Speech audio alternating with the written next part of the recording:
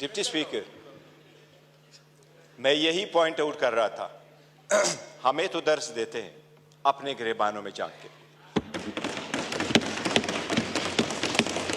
क्या पहली हुकूमत लेके PDM 1 जब हुकूमत आई, उसी को लेके विद इन अ मंथ नेब का कानून चेंज करवा के 50 अरब रुपए के केसेस माफ नहीं करवाए? It's a ground reality, it's a ground reality deputy speaker, it's a ground reality. क्या ये कह सकते हैं कि अगर इसको इतना ही घुमंड है जमहूरियत पे, हकूक पे, तो एक लफ्ज बताए जब हमारी औरतें जेल गई हैं, एक लफ्ज उन्होंने कंडेम करके बोला है?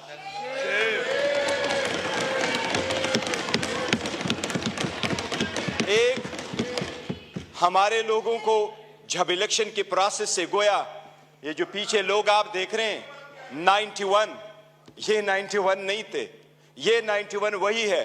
दे वर टू बिग टू रिग, इसलिए नहीं छोड़ सके थे। ये तो हमें 30 भी नहीं दे रहे थे।